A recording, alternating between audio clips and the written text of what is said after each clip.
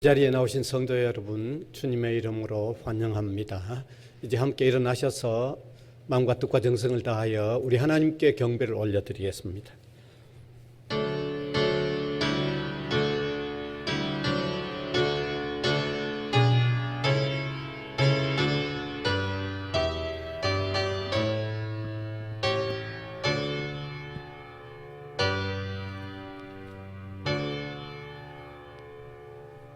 무한하신 사랑으로 우리를 구원하시고 사랑하시는 하나님 감사를 드립니다.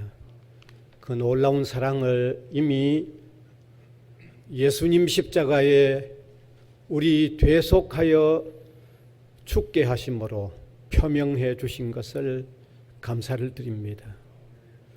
세상은 끊임없이 변해가지만 하나님의 사랑은 한결같음을 감사를 드립니다. 이 시간도 받은 은혜 감사하여 감격한 마음으로 예배하는 우리 성도들 한 사람 한 사람 되도록 주관하여 주옵소서. 예수님 이름으로 기원하옵나이다. 아멘.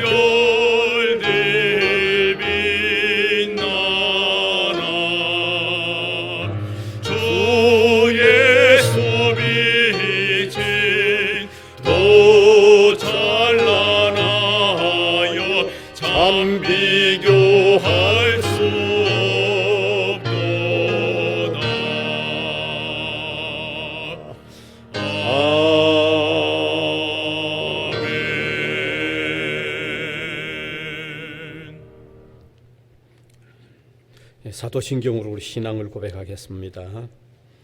전능하사 천지를 만드신 하나님 아버지를 내가 믿사오며 그 외아들 우리 주 예수 그리스도를 믿사오니 이는 성령으로 잉태하사 동정녀 마리아에게 나시고 본디오 빌라도에게 고난을 받으사 십자가에 못 박혀 죽으시고 장사한 지 사흘 만에 죽은 자 가운데서 다시 살아나시며 하늘에 오르사 전능하신 하나님 우편에 앉아 계시다가 저리로서 산 자와 죽은 자를 심판하러 오시리라.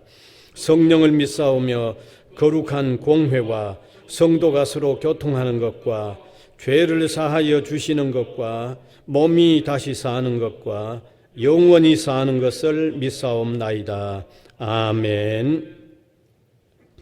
이제 앉으셔서 교동문 54번입니다.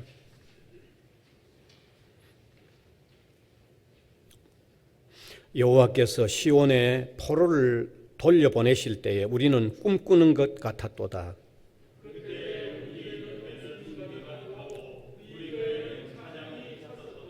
그때에 문나라 가운데서 말하기를 여호와께서 그들을 위하여 큰 일을 행하셨다 하였도다.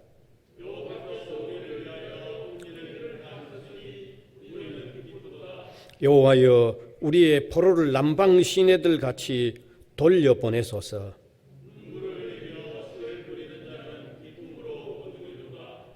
울며 씨를 뿌리러 나가는 자는 반드시 기쁨으로 그 곡식단을 가지고 돌아오리로다. 아멘.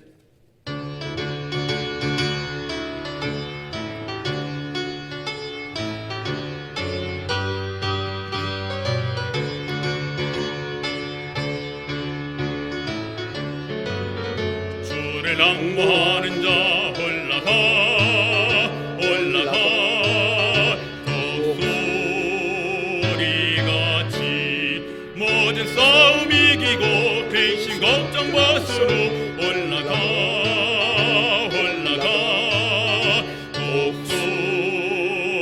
독수리같이 주 항모하는 자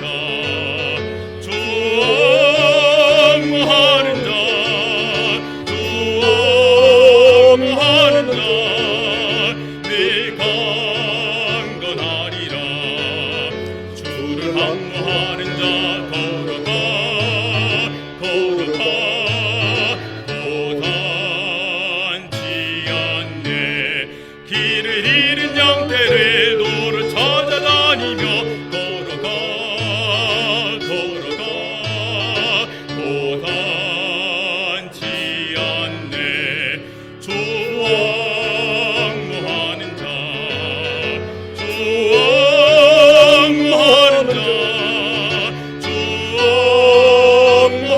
자 내가 강건하리라. 항모하는 자 달려가 비곤치 않네. 천성문을 향하여 면류가 낮도록 달려가 비곤치 않네. 주 항모하는 자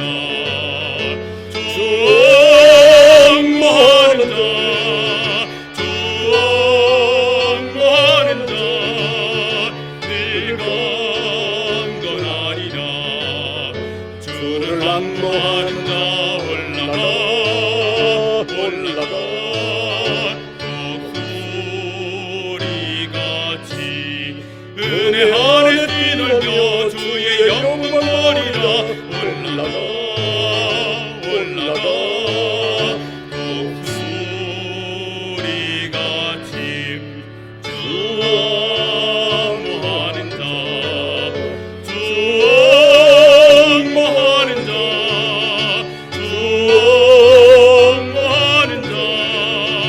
내가 강건하리라.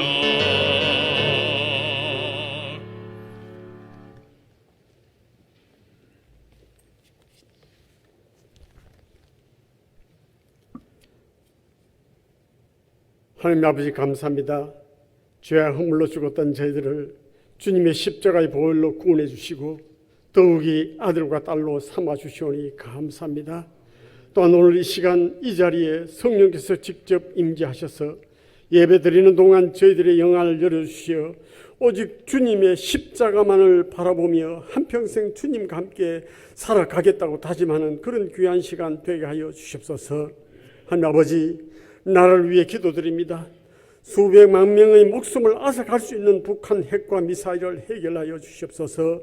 지금 미국 핵 항공모함 10척 중에 5척의 발진 항로와 배치가 심상치 않습니다. 한반도에서 전쟁의 불씨가 다시 살아나지 않도록 바이든 대통령을 비롯한 모든 지도자들의 결단과 결심을 주님 주장하여 주시옵소서. 또한 김정은 총비서의 결단도 주님 주장하여 주시옵소서.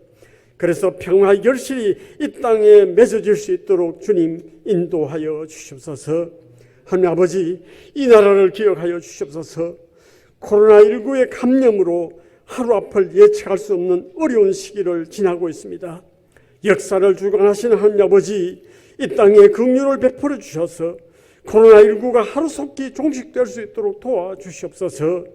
지금 코로나의 위험과 정치적 자구의 갈등, 이 시기의 모든 어려움의 파고를 넘어 하나님이 원하시는 새로운 역사를 써내려가는 자유 대한민국 나라가 되게 하여 주시옵소서. 이 대한민국 우리나라가 세계 선교를 크게 감당할 수 있도록 이 나라가 열방 가운데서 우뚝 서게 하시고 모든 나라와 민족을 이끌어가는 역량은 있는 나라 되게 하여 주시옵소서. 하나님 아버지, 지금 이 시간 우리 성도들 중 믿음의 시험, 신앙의 시험에 빠진 자 있습니까? 이겨나갈 수 있는 힘 더하여 주시옵소서. 또한 영육간에 병든 자 있습니까? 38년이나 오래된 병자병을 고치셨듯이 긍휼을 베풀어 주시고 깨끗하게 치유함 받는 신의 은총 체험하게 하여 주시옵소서. 또한 여러 가지 문제로 마음 아파하는 우리 성도들이 있습니까? 살림의 평안과 기쁨으로 채워 주시옵소서. 또한 사업 문제로, 직장 문제로, 학비 문제로, 각종 문제로 고민하며 잠 못 이루는 우리 성도들이 있습니까? 해결의 실마리로 풀어 주시옵소서. 하나님 아버지, 이제 우리 대학교회와 우리 남산동 캠퍼스를 드나드는 모든 이들에게 아브라함에게 축복하셨듯이 나가도 복을 받고 들어와도 복 받는 복의 근원지가 되어지게 하여 주시옵소서. 복의 동산, 은혜의 동산, 성공의 동산, 비전과 꿈이 있는 동산, 소문난 캠퍼스가 되어지도록 주님 인도하여 주시옵소서. 하나님 아버지, 더욱이 우리 성도들에게 영혼을 사랑하는 마음 갖게 해 주시옵소서. 노아 방주와 같은 모양으로 지어지고 세워진 우리 대학교 안에서 내 가족과 함께 예배드리고 내 동료와 함께 찬양드리며 내 제자, 내 스승과 함께 주님께 무릎 꿇어 기도드리는 아름다운 신앙의 공동체가 되어지도록 주님 역사하여 주시옵소서. 하나님 아버지, 오늘 예수님의 고난을 기억하고 부활을 소망하며 지키는 사순절 셋째 주일입니다. 이 사순절 기간 동안 예수 그리스도의 고난과 부활을 묵상하고 십자가 복음을 마음속 깊이 새기며 예수님께서 모든 죄인의 구속을 위해 고난당하시고 순환당하신 그 사건이 역사 속의 한 장면이 아니라 나를 위해, 우리들을 위해 피 흘리신 예수 그리스도의 뜨거운 사랑임을 재확인하는 그런 기간이 되어지게 하여 주시옵소서. 하나님 아버지, 100년도 살지 못하는 이 짧은 세상, 우리 삶을 위해 최선을 다해 살아가야 하겠지만은 이것과는 비교할 수 없는 천년만년, 아니 영원한 하늘나라 천국에서의 삶을 위해 온 정성을 다해 최선을 다해 지금 잘 준비하며 살아가는 지혜로운 저희들 삶 되게 하여 주시옵소서. 하나님 아버지, 이 시간 우리 송승미 집사님이 정성껏 준비한 찬양을 드리려고 합니다. 하늘 보좌에 상달하는 거룩한 찬양이 되게 하여 주시옵소서. 저희들에게는 순례자의 노래란 찬양을 통하여 이 세상에서 우리의 갈 길 다 마친 후에 저 하늘나라 시온성 영원히 사는 아버지 집으로 돌아갔을 때 주님의 사랑을 더욱 받기 위해 이 세상에서 순례자로 여행자로서의 고생된 모든 삶도 주복음 전하기 위해 최선을 다하여 살아가겠다고 다짐하는 감동의 시간 되게 하여 주시옵소서. 하나님 아버지, 이제 귀히 쓰시는 우리 담임 목사님을 단위에 세워주셨사오니 성령의 능력을 칠변하도록 하시어 성경적 토대 위에 자라가는 교회란 말씀을 선포하실 때 삶의 방향, 신앙의 방향을 바르게 잡고 살아가겠다고 다짐하는 결심의 시간 되게 하여 주시옵소서. 지금 참으로 어려운 때를 살아가는 저희들에게 위로의 말씀, 용기의 말씀, 회복의 말씀, 권능의 말씀으로 임하여 주셔서 듣는 저희들이 하나님을 더욱더 의지하고 경외하는 믿음의 발걸음을 성급내어 딛는 그런 말씀으로 새겨지게 하여 주시옵소서. 이 모든 말씀 예수 그리스도 이름으로 기도하옵나이다.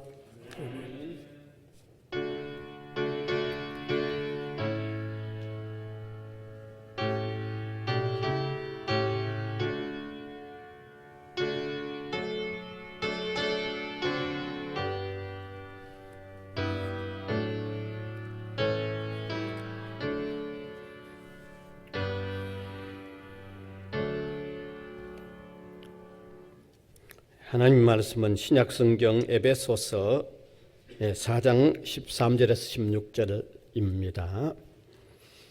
제가 한 절, 우리 회중이 한 절 교독해서 읽어 내려가겠습니다. 우리가 다 하나님의 아들을 믿는 것과 아는 일에 하나가 되어 온전한 사람을 이루어 그리스도의 장성한 분량이 충만한 데까지 이르리니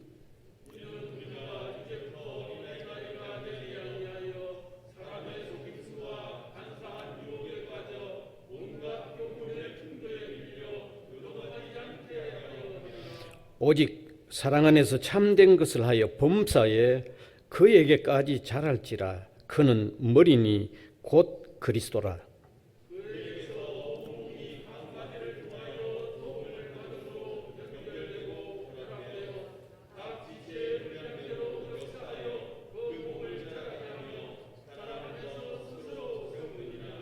아멘.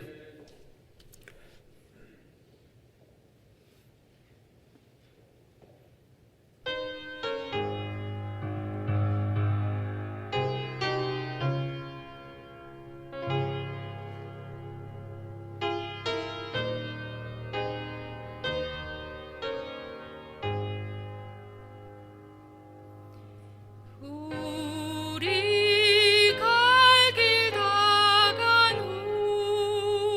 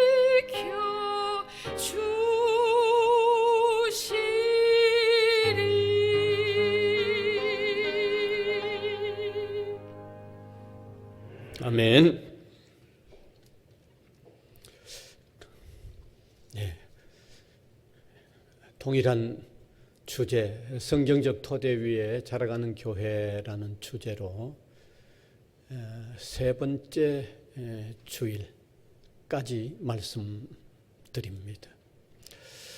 특별히 이런 주제가 필요하다고 느낀 것은 한국교회가 점점 세속화되어 간다고 하는 이 평가를 받고 있을 뿐만 아니라 주변에 이단들의 활동이 너무 강렬하게 일어나기 때문에 이와 같은 주제가 필요하다고 느꼈기 때문입니다. 그런데 이 성경도 본문은 에베소서 전체가 교회에 대한 내용인데 오늘 읽은 이 본문은 유독이 성경적 토대 위에 자라가는 교회가 되려면 어떠해야 하는가를 말씀하고 있기 때문에 이 본문을 계속해서 함께 나누는 겁니다. 오늘 본문 13절 다시 보면 우리가 다 하나님의 아들을 믿는 것과 아는 일에 하나가 되어라고 하는 말씀이었습니다. 다시 한번 또 지난 내용들을 한번 간단하게 압축을 해보면 우리가 성경적 토대 위에서 자라가려고 하는 첫 번째 요소는 예수님을 구주로 확신하면서 그리고 그 예수님을 온전히 알아가는데 온 성도가 일치해야 된다는 거죠. 그게 첫 번째 내용이었습니다. 그래서 예수님을 믿고 알아가는데 일치해야 된다고 했는데 그 믿는 건 뭔가 하면 예수님을 하나님의 아들로 믿어야 되고 그리고 그의 십자가의 죽음은 나의 죄를 대신한 죽음이라는 것을 믿어야 하고 그의 부활은 나도 장차 예수님이 부활하신 것 같이 부활한다는 것을 확신하는 이 믿음이 우리가 믿어야 하는 핵심입니다. 이러한 믿음의 핵심 위에서 예수님을 온전히 알아가야 하는데 여기 알아가야 한다는 것은 그냥 학문적으로나 지식적으로 종교 연구하는 것 같이 알아가는 것을 의미하지 않는다고 그랬습니다. 어떻게 알아가는 건가 하면 알아가면 알아갈수록 그 앞에서 내 자신의 허물과 죄악이 비추어져서 회개하는 마음이 일어날 뿐만 아니라 동시에 감사와 기쁨과 즐거움이 삶에 배어나는 그런 알아감이 되어야 된다고 그랬습니다. 뿐만 아니라 알아가면 알아갈수록 예수님이 나의 주 되심을 정말 철저하게 고백이 일어나는 나의 모든 전체에 그분이 나의 주인이라고 하는 그런 삶이 배어나오는 알아감, 이 알아감이 있어야 된다고 그랬습니다. 그 다음에 지난주의 내용은 성경적 토대에서 자라가려고 하면 예수님을 표준으로 하는 온전한 성도가 되어 가야 하고 그 예수님을 표준으로 하되 그분의 장성한 분량이 충만한 데까지 닮아가야 한다고 하는 내용을 지난 주일에 말씀을 드렸습니다. 그 내용은 역시 13절 후반 부분에 있는데 같이 빨간 글자죠. 같이 읽읍시다. 우리가 다 하나님의 아들을 믿는 것과 아는 일에 하나가 되어 온전한 사람을 이루어 그리스도의 장성한 분량이 충만한 데까지 이르리니라는 내용이었습니다. 그래서 여기 1차적인 의미는 예수님을 표준으로 하여 우리의 믿음과 삶을 예수님을 표준으로 하여 자라가야 한다는 그 말입니다. 그래서 우리 성도들은 반드시 예수님이 성부 하나님에 대하여 설명하는 대로 하나님을 알아야 되고 또 예수님 자신을 설명하는 대로 예수님을 알아야 돼요. 요즘 예수님을 너무 무슨 사회운동가처럼 자꾸 알아가는데 구주입니다. 반드시 예수님이 예수님 자신을 설명하는 대로 우리가 믿어야 되고 알아야 돼요. 그리고 예수님이 설명하는 대로 성령님을 우리가 알고 믿어야 돼요. 뿐만 아니라 예수님이 하나님을 순종하며 얼마나 순종했는가를 우리가 알고 본받아 가야 되고, 또 예수님이 다른 사람을 사랑하는 것을 어디까지 사랑하셨는가를 우리가 제대로 알고 본받아 가야 된다고 그랬습니다. 왜냐하면 예수님은 표준이기 때문입니다. 우리의 유일한 표준이시기 때문이라고 그랬습니다. 이 예수님을 표준으로 삼아가되 어느 정도까지 가야 하는가 하면 그리스도의 장성한 분량이 충만한 데까지 가야 된다고 그랬습니다. 이건 너무너무 어마하죠. 어마어마하죠. 사실 이러한 정도로 닮아가는 일은 현재를 살아가는데 완성될 수 없다고 그랬습니다. 우리가 하나님 나라에 이르를 때 완성된다고 그랬습니다. 그러면 이 말씀은 왜 오늘에 우리에게 하고 있는가 하는 것은, 우리의 삶의 방향은 그 방향에 놓여져서 조금씩이라도 한 걸음씩이라도 나가는 삶이 되어져야만 된다는 것을 말씀하고 있다고 그랬습니다. 그래서 예수님을 우리의 완전한 본보기로, 그분의 충만한 함을 우리가 닮아가되 그 방향에 서서 오늘 한 걸음씩 이루어져 가는 삶이 구체적으로 있어야 된다고 말씀드렸습니다. 이제 오늘 세 번째 다시 드릴 말씀은, 신앙적으로 어린아이의 상태에 있지 말아야 된다고 말씀하고 있습니다. 그건 너무 상식적이죠. 여러분, 자라가는 교회, 자라가는 성도가 된다고 하면 신앙적으로 어린아이 상태가 되어 있어서는 안 되는 거죠. 예수님을 믿고 또 정확하게 온전하게 알아간다고 하면, 그리고 예수님을 표준으로 삼아서 그분의 장성한 분량에까지 한 걸음씩 나간다고 하면 그건 당연히 어린아이의 상태에 있으면 안 되죠. 그래서 성경적 토대 위에 자라가는 세 번째 요소는 신앙적으로 어린아이의 상태에 있으면 안 된다고 말씀하고 있습니다. 그게 오늘 14절입니다. 띄워주시면 좋겠습니다. 같이 읽읍시다. 이는 우리가 이제부터 어린아이가 되지 아니하여 사람의 속임수와 간사한 유혹에 빠져 온갖 교훈의 풍조에 밀려 요동하지 않게 하려 함이라. 어린아이가 되면 안 된다는 말입니다. 우리가 성경의 정확한 의미를 잘 모르고 성경을 읽으면 성경은 서로 모순되는 듯한 이야기도 있는 것 같이 느낄 수 있습니다. 왜냐하면 성경 어떤 곳에서는 어린아이처럼 돼야 된다고 얘기하고 있거든요. 그런데 오늘 본문은 어린아이처럼 되지 말라고 얘기하니까 이게 성경은 서로 모순되는 것 같이 느껴지죠. 그런데 이곳에 여기에 어린아이가 먼저 성경에 어린아이 같이 되어야 된다는 부분을 제가 한번 말씀을 드리면, 마태복음 18장 2절에서 3절입니다. 같이 읽읍시다. 예수께서 한 어린아이를 불러 그들 가운데 세우고 이르시되 진실로 너희에게 이르노니 너희가 돌이켜 어린아이들과 같이 되지 아니하면 결단코 천국에 들어가지 못하리라. 이건 오늘 본문하고 반대죠. 어린아이 같이 되라고 얘기하고 있죠.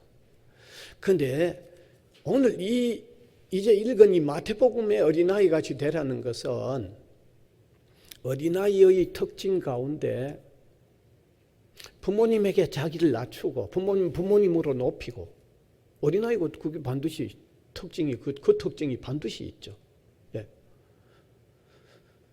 그러면서 온전히 의존하고 온전히 순종하는 그 아이의 특성을 따서 우리가 하나님을 온전히 높이고 우리 자신은 낮추면서 온전히 의존하고 순종하는 신앙의 사람이 되어야만 천국에 갈 수 있다는 것을 말하기 위해서 어린아이 같이 되라고 하는 말씀을 하신 거예요. 그런데 오늘 읽은 내용, 어린아이와 같이 되지 말라고 하는 것은 다른 어떤 특징을 부각시키면서 말씀하고 있는 겁니다. 여러분, 어린아이는 아직 지식도 부족하죠. 배운 게 없으니까. 지혜도 부족하죠. 그러니까 지식과 지혜가 부족하니까 판단력도 부족하고 결단력도 부족하죠. 분별력이 모자라죠. 이런 어린아이의 요소들은 결국 바른 분별력이 없어서 무조건 모든 것을 따르게 되는 경향이 일어나는 거죠. 무조건 모든 걸 다 따르는 거예요. 어린아이 때는 자기가 지식과 지혜가 모자라서 판단력도 분별력도 결단력도 없으니까 그냥 쉽게 따라가는 거예요. 어린아이의 그러한 요소를 신앙적으로 표현해 보면 성도들이 진리에 대한 바른 분별력이 없어서 이리저리 흔들리며 요동하는 상태를 의미하는 거죠. 그래서 성경적 토대에 자라가는 교회가 되려면 신앙적인 어린아이의 상태로 머물러서는 안 된다 하는 그 말입니다. 제가 지금까지 설명드렸던 내용을 다시 14절을 한번 더 읽으면 그 내용이라는 것을 아실 수 있습니다. 한번 다시 보면 이는 우리가 이제부터 어린아이가 되지 아니하여 사람의 속임수와 간사한 유혹에 빠져 온갖 교훈의 풍조에 밀려 요동하지 않게 하려 합니다. 지혜와 지식이 모자라가지고 분별력, 판단력이 없어서 그냥 이리저리 흔들리는 상태가 되지 않도록 하려고 어린아이 상태의 신앙이 되지 말라고 말씀하고 있다고 지금 본문이 그렇게 얘기하고 있잖아요. 여러분, 여기 신앙적으로 어린아이가 되지 않아야 속임수나 간사한 유혹이나 온갖 교훈의 풍조에 밀려 요동하지 않는다 그랬어요. 어린아이 상태가 신앙적으로 어린아이 상태가 안 돼야 돼요. 어린아이의 상태는 반드시 속임수에 빠지고 간사한 유혹에 끌리고 온갖 거짓된 교훈에 그냥 흔들릴 수밖에 없어요. 신앙적으로 어린아이가 되면. 그래서 성경적으로 제대로 자라가는 교회가 되려고 하면 성도 한 사람 한 사람이 어린아이의 신앙 상태가 되지 말아야 하고 교회가 어린아이의 신앙 상태가 되지 말아야 하기 때문에 어린아이가 되지 말라고 말씀하고 있다는 것입니다. 사실 바울은 이 말씀을 할 때 에베소 교회에 이 말씀을 하고 있는데 에베소 교회에도 이런 요소가 있었을 뿐만 아니라 그 당시 교회들, 성도들 가운데도 이런 요소들이 있었기 때문입니다.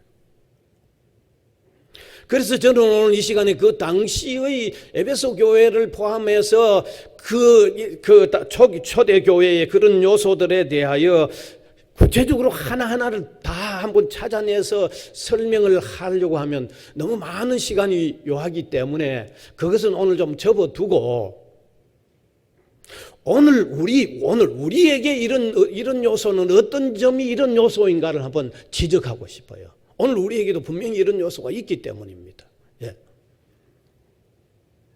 오늘 우리에게도 거짓 속임수에 빠질 뿐만 아니라 간사한 유혹에 빠지고 온갖 세상적인 가르침 풍조에 그냥 막 이끌려 다니는 이런 신앙생활의 모습이 오늘 우리에게도 분명히 있기 때문입니다. 여러분.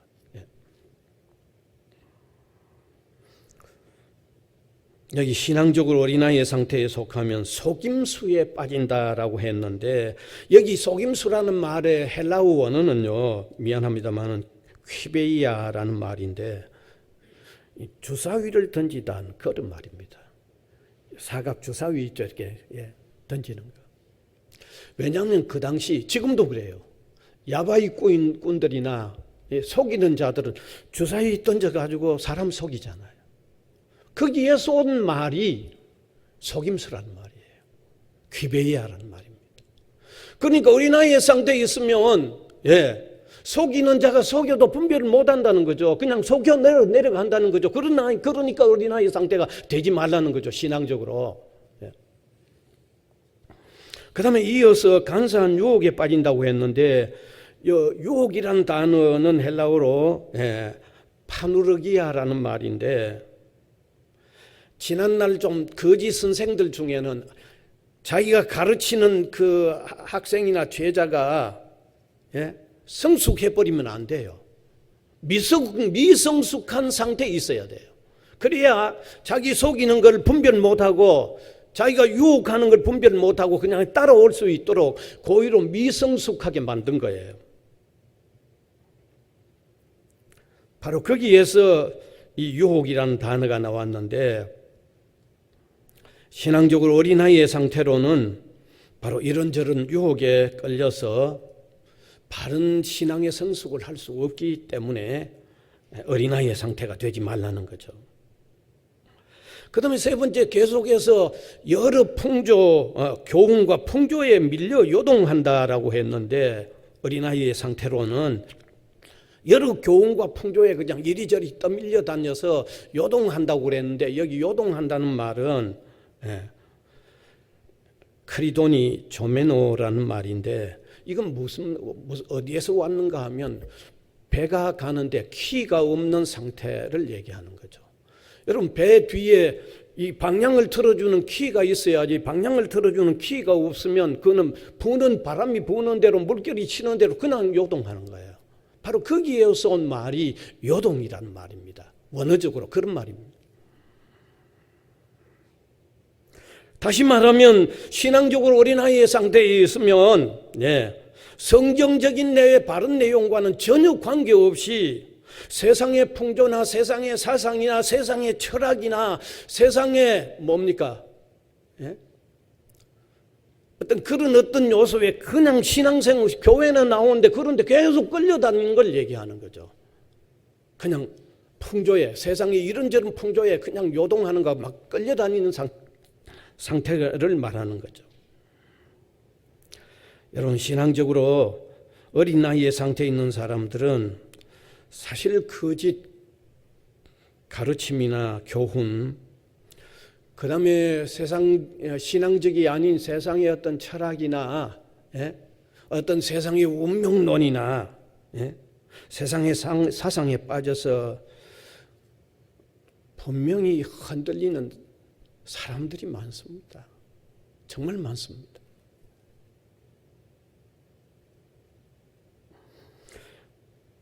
위에서 이미 지적한 대로 세상적인 어린아이, 참 신앙적인 어린아이의 상태에 있기 때문에 이단의 거짓 가르침도 분별 못하는 거죠. 그러니까 속아 넘어가는 거죠. 심지어 교회 오래오래 다닌 사람도, 교회는 오래 다녔지만은 신앙적인 면에서는 어린아이 상태로 있었기 때문에 이단에 끌려가는 거죠. 심지어 교회의 어떤 직분을 받던 사람도까지도 어린아이의 상태에 있었기 때문에 결국 이단에 끌려가는 거예요. 반드시 이단에 끌려가는 사람이요, 교회에 나오는 초보자가 끌려가는 게 아니에요. 신천지에 끌려간 사람들요, 교회 상당한 직분자들도 끌려갔어요. 여기요. 교회 오래 다닌 사람도, 제가 지난날 협동모로 있었던 교회는 권사님도 끌려갔어요. 그러니까 무슨 직분을 받고 교회 생활은 오래 했는데 결국 어린아이의 상태에 있었기 때문에 분별력이 없는 거죠. 그냥 끌려간 거예요.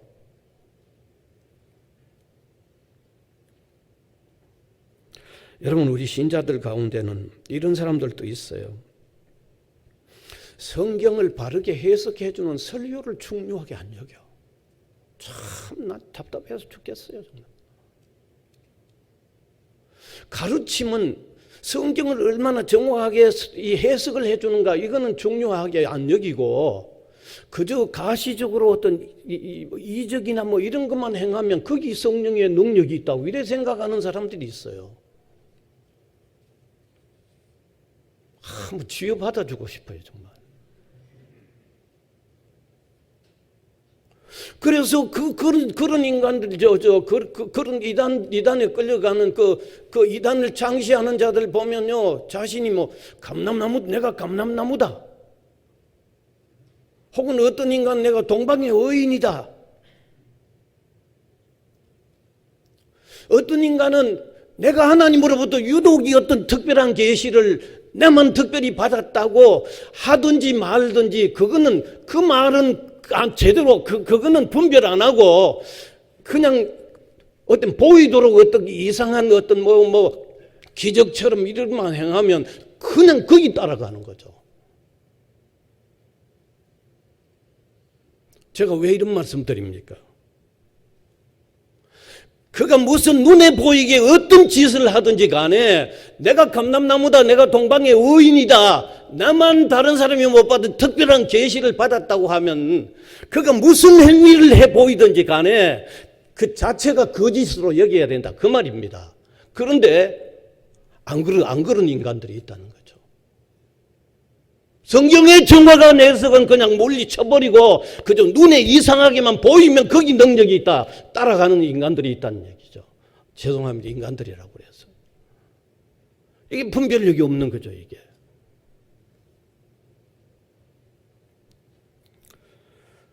여러분 교회 다니는 사람들 중에 심지어 직분자들 가운데도 신년에 점집을 찾아가거나 토정비기를 보는 사람이 있습니다. 신자가 자녀를 혼인시키면서 궁합을 보기도 한다고 하죠. 제 얘기가 아닙니다. 한국의 유명한 갤럽이 신앙인들을 조사해서 밝혀낸 내용입니다. 한국 갤럽이. 심지어 풍수지리를 따른 사람도 있습니다. 조상의 묘자리가 좋아야 후손이 잘 된다는 것을 인정하죠. 그러면서 하는 말이 있습니다. 통계적으로 의미가 있기 때문에 전혀 배제할 수 없다고 말합니다. 여러분, 이거 방금 신앙의 입장에서 이런 걸 우리가 용납해야 돼요.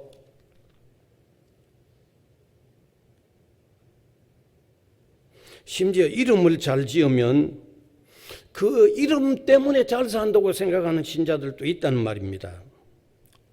그러면서 하는 말이 있죠. 유대인들도 성경 읽어보면 이름을 중요하게 여겼다는 거예요. 유대인들도. 그러면서 유대인들도 이름을 중요하게 여긴 거 보면 우리 신앙인들도 이름 중요하게 여기면 그게 잘못이냐고 자기 입장을 타당성 있게 설명하려고 그래요. 여러분, 여기 유대인들이 이름의 의미를 중요하게 여긴 것하고 우리가 이름만 지으면 잘 지으면 그 이름 때문에 잘 산다고 하는 거하고 같을까요? 제가 오늘 설명해 드릴까요? 다릅니다.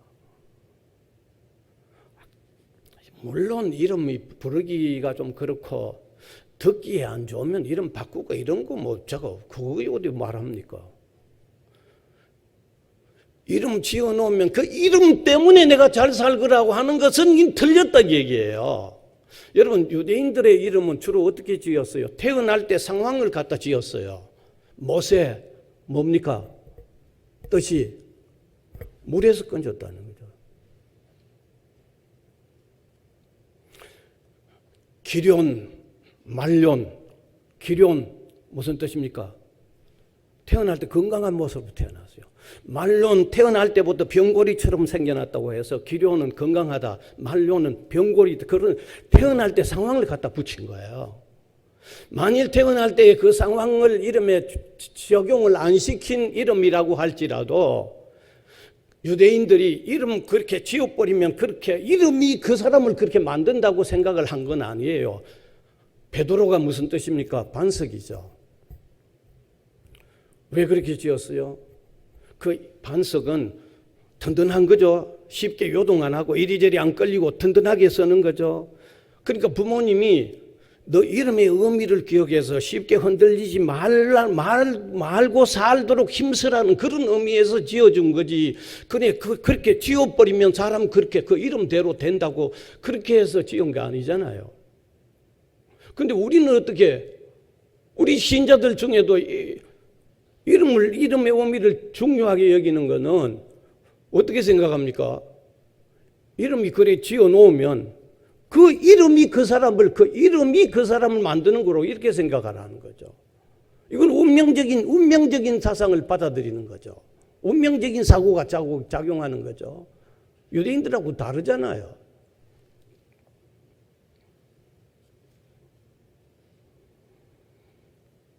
여러분, 이러한 현상들은요, 비성경적인 세상 풍조에 속한 내용이 아닐 수 없습니다. 그래서 그러한 풍조에 밀려 다녀서는 신앙적으로 장성해 갈 수가 없죠. 온전히 하나님만 절대 의존하는 게 아니잖아요. 오직 하나님께서 내 삶 전체를 온전히 이끌어 가신다는 하나님 절대 의존의 신앙이 아니잖아요. 그게 교회 다니면서 이것이든 저것이든 잘 되기만 하면 된다는 혼합적인 사고가 작용하고 있는 거잖아요. 아니에요? 여러분, 왜 그러한 요소들이 하나님만 절대 능력의 하나님으로 절대 의존하는 신앙이 아닌지를 제가 설명을 해드릴게요. 신자가 하나님만 절대 의존한다는 것은 그분이 내 삶 전체 모든 것을 다 주관한다는 것을 믿는 거잖아요. 그렇죠? 예. 그리고 내 삶 전체를 다 주관하는 그 하나님만이 절대 능력이다. 그 하나님의 능력을 이길 수 있는 세상에 어떤 것도 없다는 걸 믿는 거, 그거 믿는 게 우리 하나님 믿는 거잖아요. 그거 믿는 게 하나님 믿는 거죠.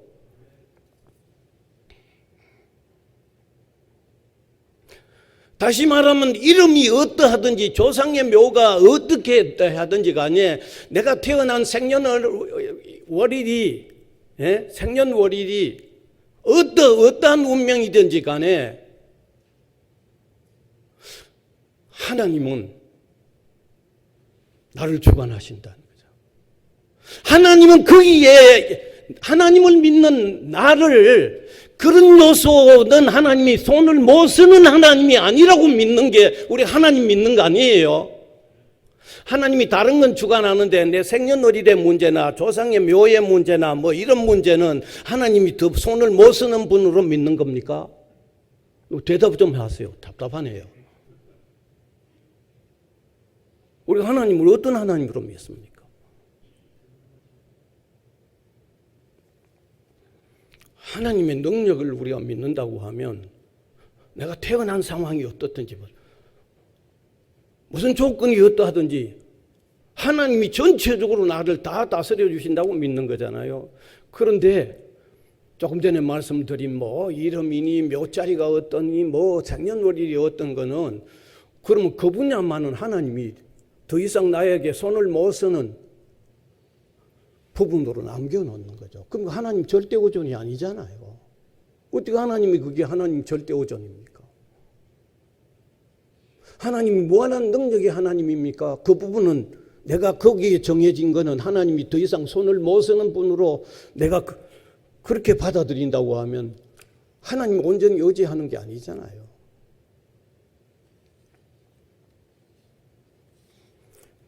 따라서 그러한 세상의 풍조를 따르는 상태는 살아도 죽어도 오직 하나님만 절대 의존하는 신앙이라고 할 수 없죠.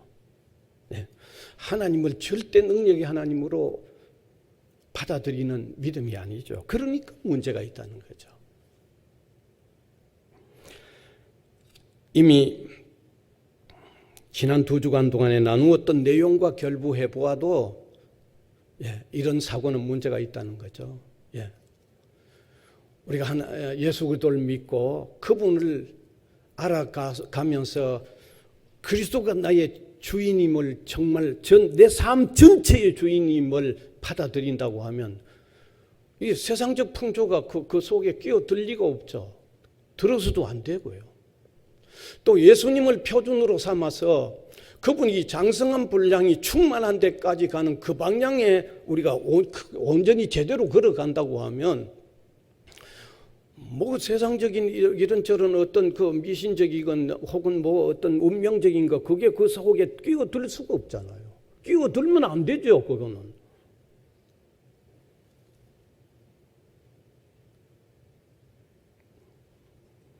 그래서 신앙적인 어린아이의 상태로 머물러 있으면요,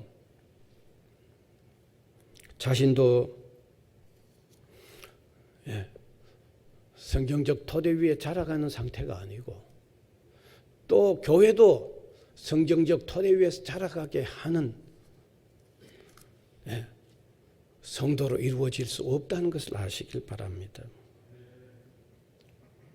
그래서 오늘 이 시간에 우리 성도는 자신의 신앙적인 위치를 제대로 파악하는 것이 중요한 줄 아시길 바랍니다. 이 말씀을 통해서 참 자신의 현재 위치가 어떠한가를 한번 깊이 생각해 보는 시간이 되었으면 합니다. 신앙적인 어린아이의 상태에서 벗어나서 장성해가는 신앙인이 되는 일이 자신을 위해서도 교회를 위해서도 하나님의 나라를 위해서도 너무너무 중요한 줄 아시길 바랍니다. 그래서 기도하면서 성령의 도움과 역사로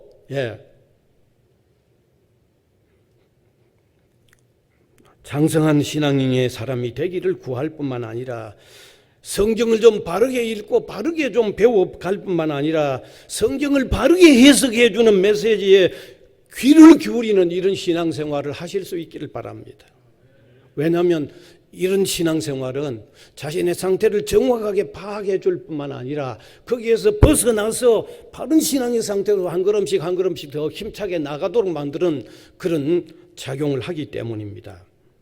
이제 말씀을 마무리하겠습니다. 성경적 토대에서 자라가는 성도와 교회가 되기 위해서는 신앙적인 어린아이의 상태에서 벗어나야 됩니다. 아주 중요하게 깨달으시길 바랍니다. 우리가 신앙적인 어린아이의 상태에 계속해서 머물러 있어서는 신자로서는 세월허송하는 신앙생활을 한다는 것을 아시길 바랍니다. 왜 신앙생활을 하면서 세월허송해야 돼요? 어린아이의 상태는 세월허송하는 신앙생활이에요. 그래서 세월을 허송하지 않는 신앙인이 되기 위해서라도 장성한 신앙의 사람들이 되어야 하는 줄 아시기를 바랍니다. 오늘 성경적인 토대 위에서 자라가는 우리 성도들이 되십시다. 그래서 하나님 보실 때 귀한 신앙인들 될 뿐만 아니라 하나님 보실 때 정말 귀한 교회로서의 역할을 감당해 나가는 이런 성도와 교회가 되는 저와 여러분이 되실 수 있기를 간절히 바랍니다. 은혜의 주님, 감사를 드립니다. 이 시간도 성경적으로 자라가는 교회의 세 번째 요소로서 신앙적인 어린아이의 상태에 머물지 말라고 하는 주의 말씀의 그 놀라운 의미들을 함께 나누었습니다. 깊이 깨닫고 또 각자 자신들을 이 말씀에 잣대에 비추어 돌아보면서 신앙적으로 장성해가는 우리 한 사람 한 사람이 되게 하여 주시고 또 성경적 토대 위에서 자라가는 교회를 이루는 우리 성도들이 되도록 은혜를 베풀어 주시옵소서. 예수님 이름으로 기도하옵나이다. 아멘.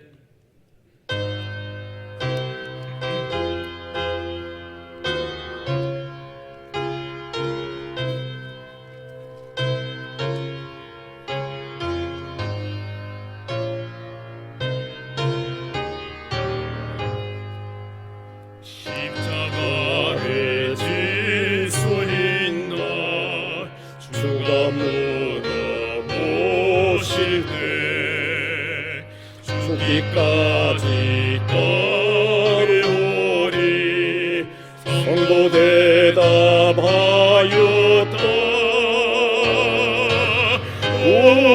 우리의 심령 주의 것이니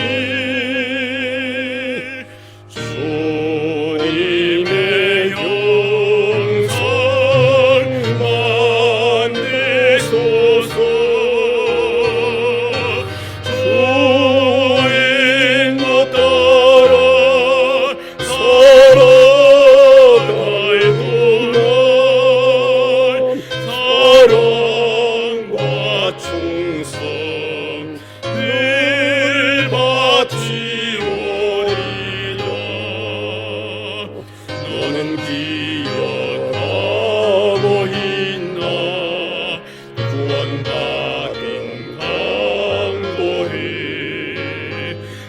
내가 회개하였을 때 나원 허락받았다. 우리의 심령 주의 것이니 주님의 형상 만드소서. 주의 것 따라 살아갈 동안 사랑과 충성 늘 바치오리라. 걱정 근심 모든 괴를 나를 골라 덮을 때 주께 내영 맡기겠나. 최우선 님이 되며 우리의 심령 주의 것이니 주님의 형상 만드소서. 주의 것 따라 살아갈 동안 사랑과 충성 늘 바치오리다. 이런 일 다 할 수 있나. 주가 물어보실 때 용감한 자 바울처럼 선뜻 대답하리라.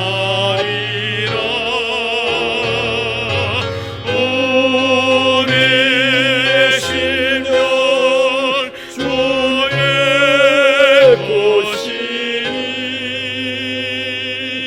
주님의 형상 만드소서. 주의 것 따라 살아갈 동안 사랑과 충성 늘 바치오리다.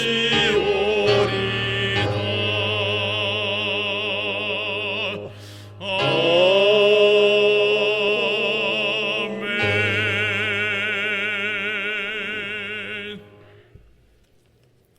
우리의 삶을 전폭적으로 그리스도의 안에 오기만 하면 하나님이 총 책임져 주시는 이 놀라운 삶을 우리에게 허락해 주신 것을 감사드립니다. 하나님의 무한한 사랑과 온전한 능력을 우리 삶 전체에 적용시켜 사는 힘있고 당당한 삶을 사는 주의 백성들이 되도록 이 시간도 은혜를 입히고 주옵소서.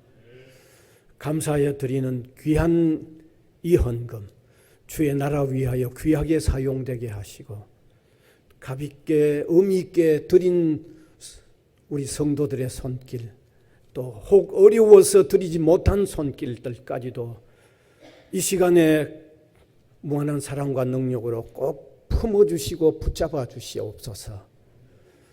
매일매일 살아가는 과정에 일용할 양식을 더하여 주실 뿐만 아니라 생업과 사업 위에도 함께하여 주시기를 원하옵고 바랍니다. 주의 나라와 주의 영광을 위하여 힘찬 걸음을 한 걸음씩 한 걸음씩 옮겨나가는 우리 모든 성도들이 되게 하여 주시고, 가정에 자라나는 자녀들이 되게 하여 주시고, 세상에 흩어져 살지만 빛과 소금의 역할을 제대로 감당하는 신실한 믿음의 사람들이 다 되도록 은혜를 베풀어 주옵소서. 예수님 이름으로 기도하옵나이다. 아멘.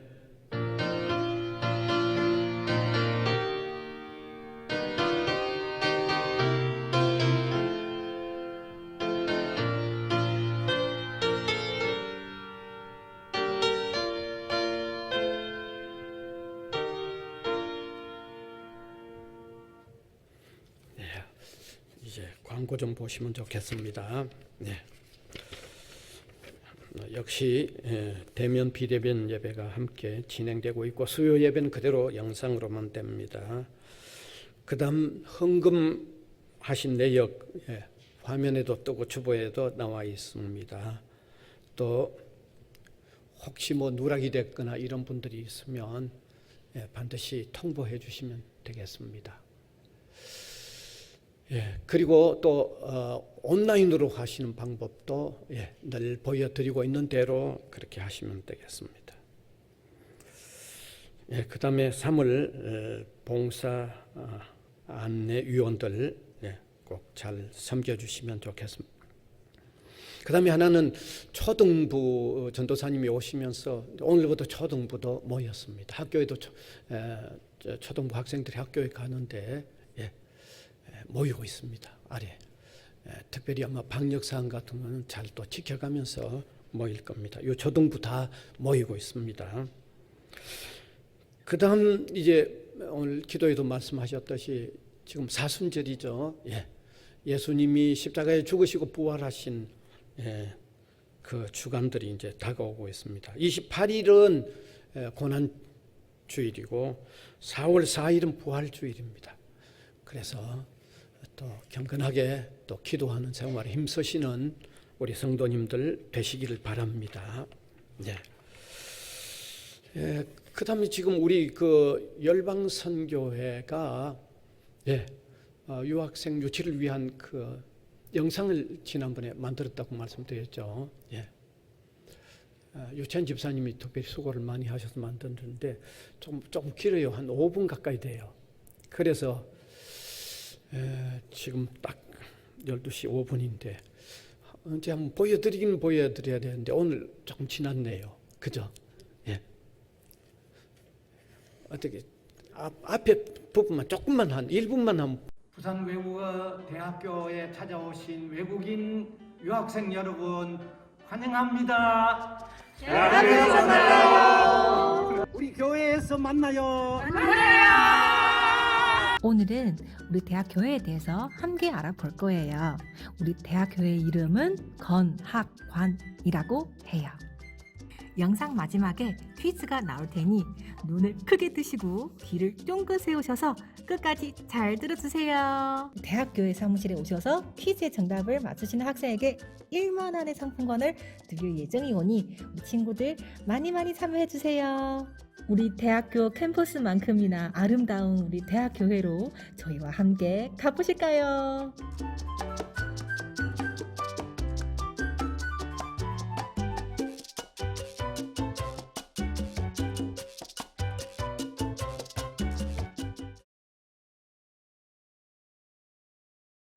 우리 위도 학생은 언제 예배를 드리나요? 저는 매주 일요일마다 예배를 드리러 대학교회에 갑니다. 일요일 오전 11시부터 12시까지가 주일 예배 시간이고 사람들도 가장 많이 찾아오는 시간입니다. 그리고 예배가 끝나면 기숙사 식당에 가서 점심을 먹습니다. 밥을 먹고 나면 1시부터 2시까지 관악관 지하 1층에서 유학생 모임이 있습니다. 그럼 모임에서는 어떤 활동을 하나요? 우리 유학생 모임에서는 학생들이 함께 모여서 성경을 공부하고 서로 이야기도 나누면서 일주일을 마무리합니다. 모임에는 유학생들만 참석할 수 있나요? 외국인 친구를 만나고 싶은 한국인 친구들도 모임에 참여하고 있습니다. 모임이 끝나면 2시부터 대학생들만 참석하는 대학부 예배를 시작합니다. 위도 학생이 경험했던 행사 중에 가장 기억에 남는 순간은 언제였나요? 교회의 지원으로 학생들이 무료로 춘천만 투어를 다녀왔습니다. 그리고 교회 행사뿐만 아니라 목사님, 교수님들과 함께하는 회식도 아주 즐거운 시간입니다. 위도 학생의 경험을 들어보니 우리 대학교의 활동이 매우 다양하고 재밌는 것 같네요. Hello, I'm freshman Patrick. What are the advantages to going to church? 우리 대학 교회를 다니면 여러 나라의 친구들을 만날 수 있습니다. I'm very shy, so I'm worrying about going to church. 그 부분은 걱정하지 않아도 됩니다. 유학생 모임은 학생들끼리만 진행하는 게 아니라 진행을 도와주시는 교수님이 계셔서 친구들을 쉽고 편하게 만날 수 있습니다. Then, can I improve my Korean skill group, the international students group? 물론입니다. 우리는 주로 한국어로 성경을 공부하고 일주일 동안에 재밌었던 에피소드도 공유합니다. Wow, there are so many advantages to going to church. But I have one more question. What kind of events are held in the church? 먼저 성탄절 예배가 있습니다. 우리 교회는 성탄절에 예배뿐만 아니라 성탄절 축하 무대도 있고 예배가 끝난 후에 케이크를 나눠 먹습니다. 그리고 추수감사절 행사도 있습니다. 이 행사에서는 노래, 춤, 성경 구절과 시인 낭독 등 다양한 무대를 볼 수 있습니다. 대학교회 행사에 오면 텀블러, 상품권, 케이크와 같은 선물들도 받을 수 있습니다. 여러분, 영상을 즐겁게 보셨나요? 드디어 기대하던 퀴즈 시간이 왔습니다. 그러면 우리 위동 학생과 함께 우리 대학 교회에 대한 퀴즈를 풀어볼까요? 첫 번째 문제, 우리 대학 교회의 건물 이름은 무엇일까요? 1번 도서관, 2번 박물관, 3번 관악관. 두 번째 문제, 주일 예배 시간은 언제일까요? 1번 일요일 오전 11시, 2번 월요일 오전 5시, 3번 수요일 오후 11시. 세 번째 문제, 대학교회 담당 목사님 성함은 무엇일까요? 1번 유재석, 2번 이복수, 3번 현빈. 정답을 아는 친구들은 대학교회 사무실 J203에 오셔서 퀴즈의 정답을 맞추고 상품권 선물을 받아가세요.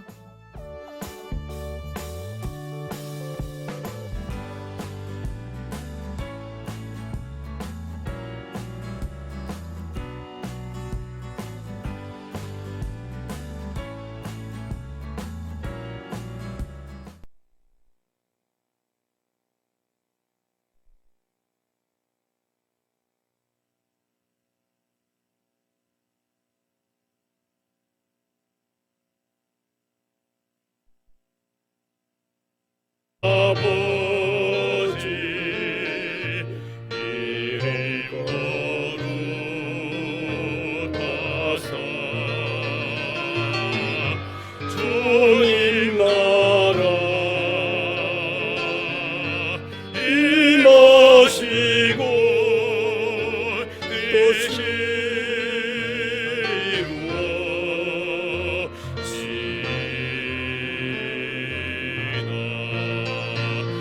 일용할 양식 주시고 우리들의 빈죄 다 용서하시고 또 시험에 들게 마시고 악에서 떠나소서.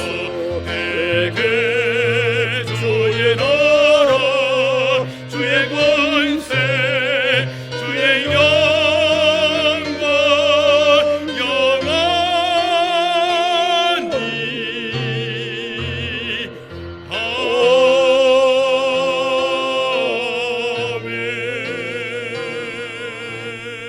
아멘. 우리 구주 예수 그리스도의 은혜와 우리 하나님 아버지의 무한하신 사랑하심과 성령님의 감화 감동 교통해 나가시는 역사가 예배로 영광을 올려드리는 주님의 백성들 한 사람 한 사람 위에와 복음을 위하여 세워진 이 기관 위에 항상 함께 있을지어다. 아멘.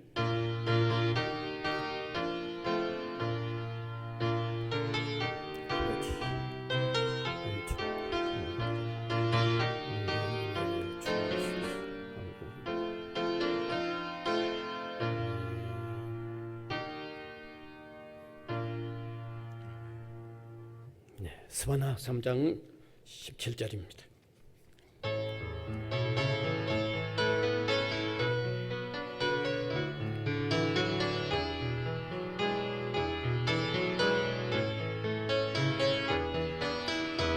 너의 하나님 여호와가